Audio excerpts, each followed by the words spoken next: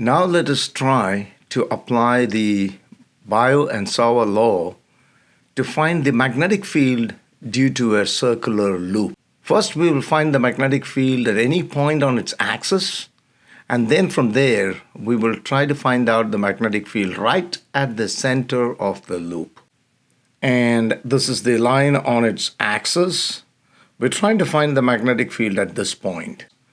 And first of all, we imagine that the loop is divided into tiny sections, and we consider one such small section right at the top. So dl is the length of that section, and the current is flowing clockwise. Remember that? So the current is going into the screen and right like that.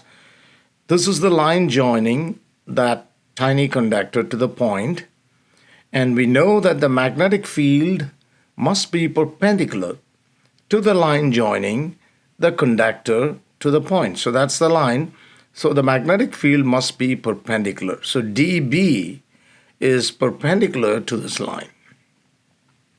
And then dB can be resolved into its components. One is the horizontal component along the x-axis, and then you have the vertical component.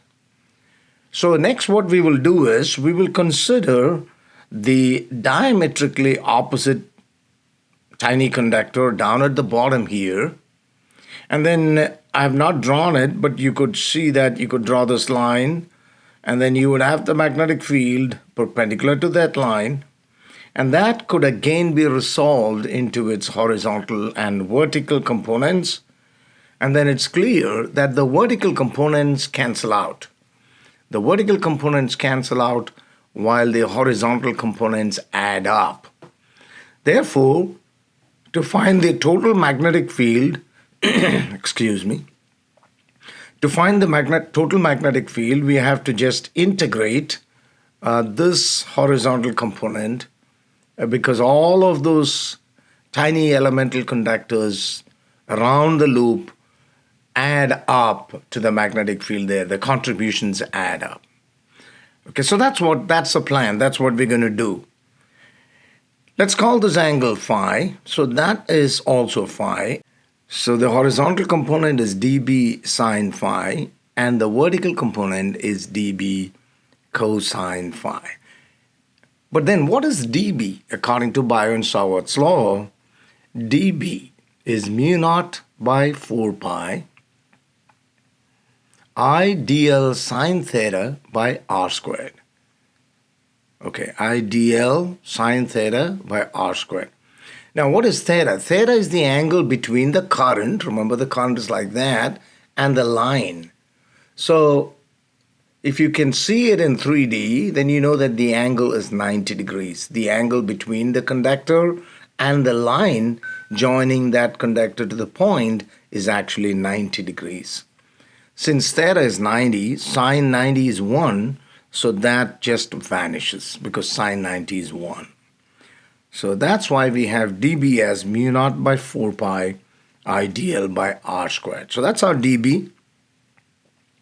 And then here is the magnetic field due to the diametrically opposite conductor right here, which is again, like I said, dB.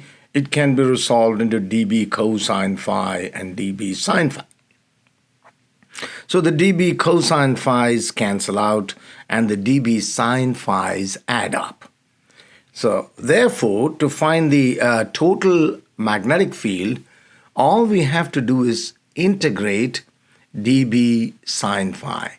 So when you integrate, you're actually adding up the contributions due to all the sections in that loop, which is what we are going to do. So let this distance be a. This distance from the center is a, and the radius of the loop is r. And that's caps R, and this distance is a little r. So when you take the integral dB sine phi, and substitute for dB. dB is mu naught by 4 pi I dl by r squared, and then you have sine phi. But if you look at this right angle triangle, then you see that sine phi is the opposite side, caps R by little r. So that's sine phi. So I'm going to substitute for that. So that's mu naught by 4 pi I dl by r squared. But instead of sine phi, okay. Now remember, sine phi is a constant because both caps R and little r are constants for a particular point. That's why it's taken out of the integral. And then all you have is integral dl.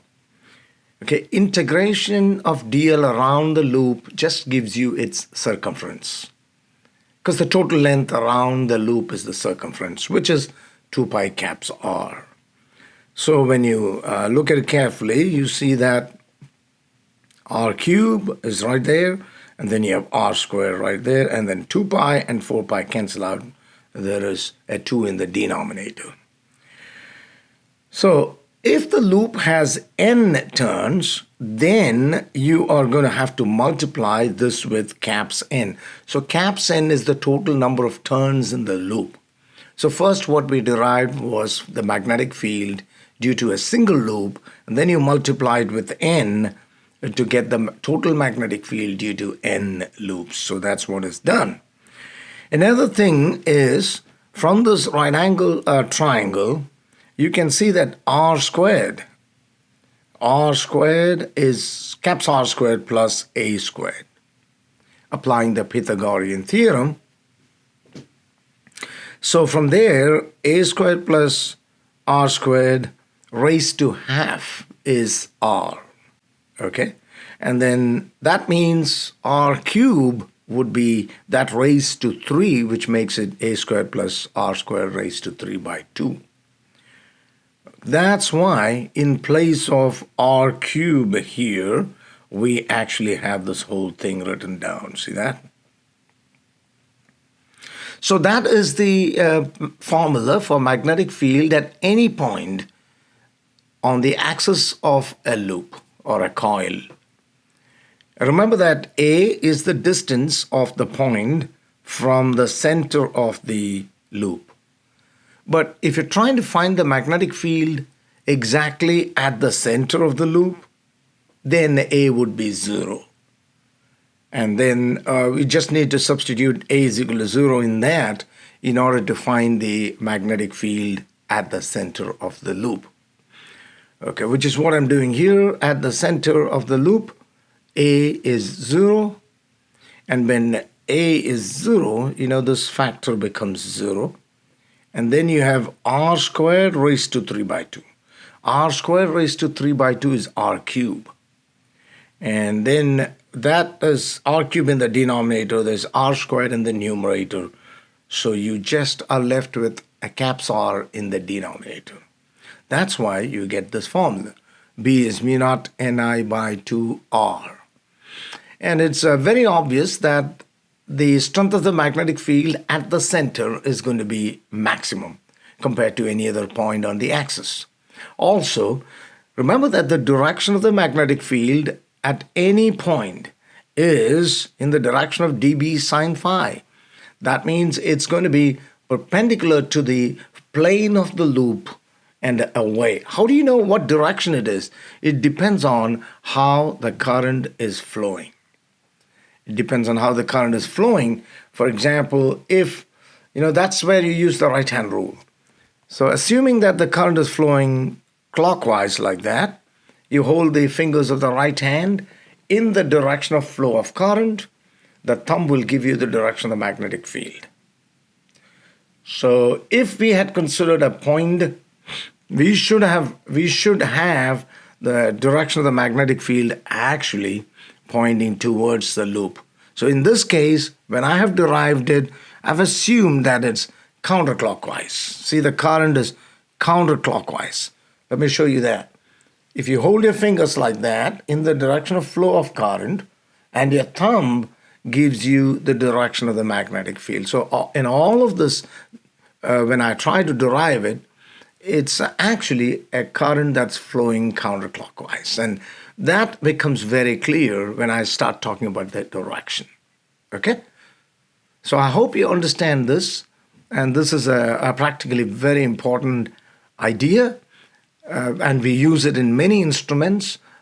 where the magnetic field at the center of the loop acts on a magnetic needle that is pivoted, and then you can, in fact, there is an instrument called the tangent galvanometer that can be used to measure a current. Try to read on that. And I hope this is useful. We'll see you on the next video. Thank you.